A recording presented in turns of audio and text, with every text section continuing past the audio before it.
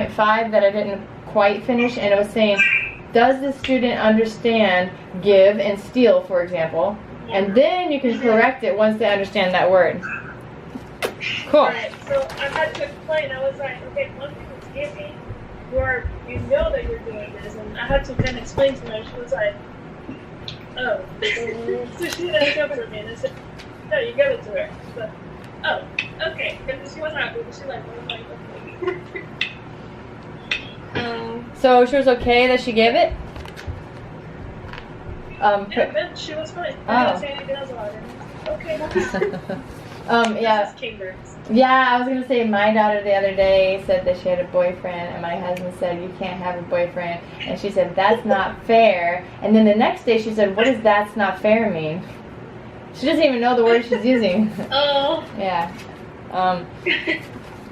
Okay, let's go on to behavioral objectives and look. Oh, here my clock here. Okay, cool. Let's see how much we can get done in the next 15 minutes. Write the appropriate behavioral objectives. Okay, so The part 2. kind of. It's like a slew of things that were on the attachments. Okay. Well, actually, there's a couple things we could do. Since we're on the roll with behavioral, I was going to go over that one that said individual activity. Well, we're a group right now, but it says write appropriate behavioral objectives for the following student and topics. So this one actually is kind of what we just did, except that, for example, for a student who is mildly disabled and they have a reading comprehension issue, then it actually tells you what you would do. Then we would, I underlined it.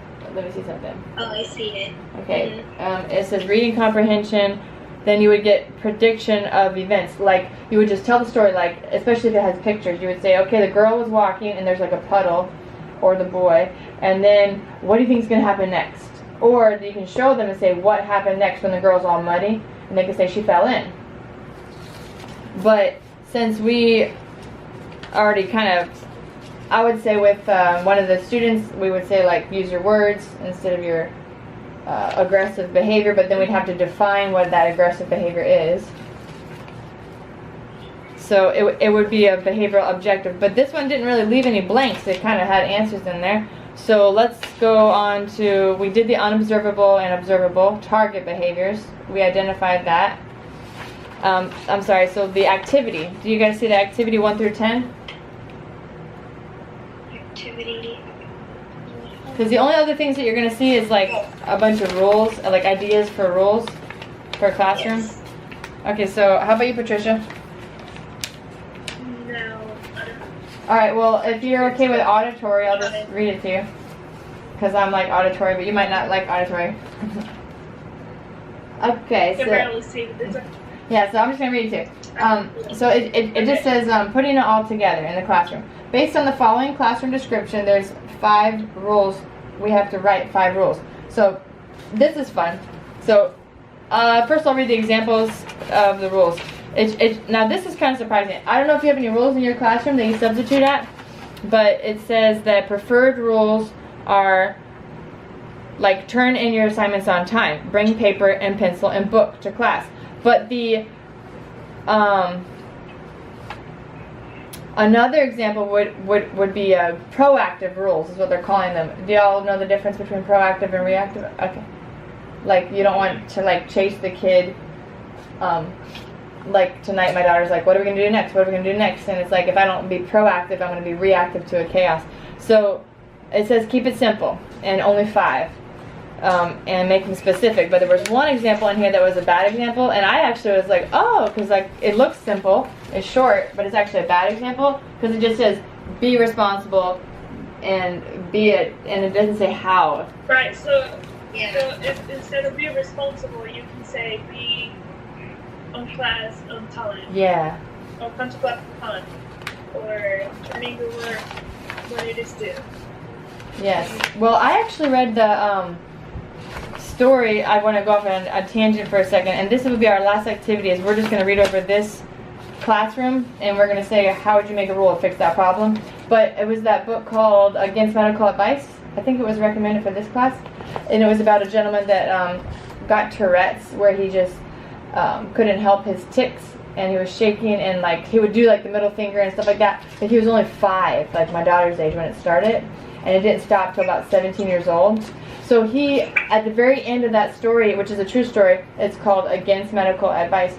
He actually had a chance to finish high school, but all the teachers were kind of giving up on him because they were like, he's too far behind. But his mom had pulled out all his homework that he didn't turn in. So I was coming back to the role of turning your homework, but like with students with behavioral or even other cognitive issues, they might forget to turn in their homework, and if that's all we're assessing, then there's a little bit of a what do you call that, like a crack, and they can fall through the cracks. And so when it says turning your homework, we would have to be accountable for, I guess, with the parents and, you know, knowing if a student is forgetful or something. It's a good book. I read it really fast because it was just a story, and it was spoken from the young man's point of view, and it was put together by like medical records and journals, and it was sad, depressing, and then it just miraculously he got better. But okay, yeah, it's one of those stories that you're like, thanks for sharing, but that's horrible what happened to you. Okay. Yeah. So the 5 rules that we got to get out of 10 things that are problems. I'll just read through it real quick. Well, not real quick because I talked too fast. Mr. Dempsey is a resource teacher in the elementary school. His students are supposed to receive instruction with basic reading and math. So resource teachers, do you guys know of a different way to describe them? Are they like literally like an after-school teacher, a homeroom teacher, or just a person that steps in and teaches academics? The research teacher? Yeah, like I'm not familiar with that term, resource teacher. It says that that he has a supervisor that's watching him, but it's a elementary school, but he does basic reading and math. Like those are resources. From my understanding, a resource teacher is a teacher where students get pulled out of class. Okay, thank you, yep.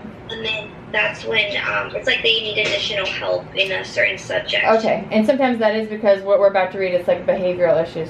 So there's like a whole class of these students, is what it looks like. Okay, or maybe at least a few, because it's going to say, number 1, 2 students were playing in the resource teacher's room. Pencil break. You guys know that game? Because it's from the 90s. Pencil break, where you hold out your pencil and the other student hits it, tries to break it.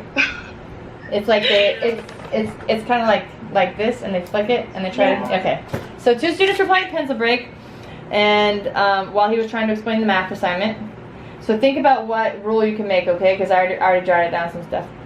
We'll just do 2 things at a time, so we don't overcompute ourselves. And then 6 students left the reading group and sharpened their pencils.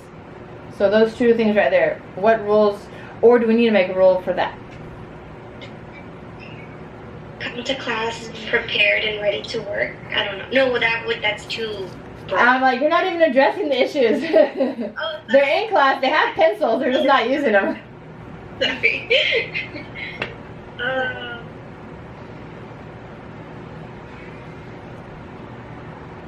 Say kind of like have a rule where you don't play with your school supplies. So how can we make them not play? I wrote pencils on desk while teacher talks. Yeah, that works. Because honestly, I would be the one tapping my pencil or something, and when teachers actually, like even in college, if they actually look at me and tell me to put my pencil down, it's like, really? But then it's like I really have no, I really can't even distract myself. Okay, so I put pencils on desk. Now, one of you keep track of this. No, I got, I'll circle it if we like it, but if we get more than 5, then we gotta minimize it, okay? So pencils on desk? Yeah, while teacher's talking. Okay.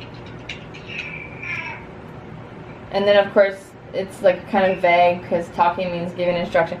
Okay, so the second one, what about the students that left during reading time and they were sharpening their pencils?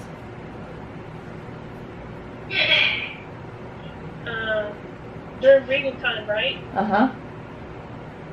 So I would say something kind of like, when it's reading time, just make sure you're sitting, I don't know, this is elementary, right? So sit on the carpet or something. Okay, so how do they have like have a place? So the have a place at a specific time. Something they have to do during that specific time. When I heard you say it out loud, I realized what the problem was. I had said stay seated until instructions are given, but the problem was that there was reading time and they had their pencils. They don't need their pencils. So leave. Right. So That's so pencils on desk, it would kind of correlate to pencils. You know, there's just no pencils at reading time because we're reading. So leave your pencils at your desk while reading. But I feel like that's kind of going to be taught and not needing to be. Right. Books Kind of like a rule book. books at feet, pencils at seat, or something like that. I don't know. Okay, so I liked hearing it out loud. I'm an auditory learner. I mean, what's funny is the problem was sharpening their pencils, and I didn't even notice that they were doing reading. So, like what? I'm taking notes. Like, what would their excuse be? So, I immediately went to the last part of that sentence.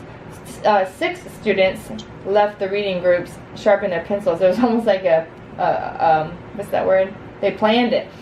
And so at first, I wrote down my reaction on the paper was raise your pencil if you need it sharpened, or stay seated until. And I was like, when I heard Patricia, you say that, I'm like, oh my gosh, they don't even need their pencil sharpened. So maybe also, exactly, it could be an issue though that they just don't even know how to read. Right. That's very common. Okay, so let's stick that to one rule for now out of those 2, which is basically pencils stay at your desk and they're down when the teacher's talking. Okay, and then number 3 says, one student spent the entire hour wandering around the room talking with other students. And then the next one is 3 students put their heads on their desks and slept during the math lesson. So wanderers and sleepers. What's the rule for that? Stay on task. But how do we do that? That's what I brought. Once in a Have to second. be further. What? Students shall complete work assigned. Okay. Okay, so do you ever have any kids that aren't on task? I know. Okay, so I said, Patricia, do you ever have any kids that aren't on task, that are wandering, or that actually sleep in school? Yeah, but usually their IEPs Allow them to? What? No. Oh. Usually when they're wandering around, they usually stay to sleep and then let them wander around. Yeah, that's if they have like a... Okay, so what I wrote down was move when we groove, because if that's like legit, like they need to... As long as, like, if they're wandering around and it's reading time, but if they're wandering around and talking to other students, then that becomes a distraction. Right. Okay, so Right. I wrote, move when we groove, in between, keep your feet at your seat. So, like, that also makes me realize that those kids need to move when we are doing something. Like, they're going to need a stretch exercise or something. Or, like, everybody get up and go, but when we're not, then stay at your seat.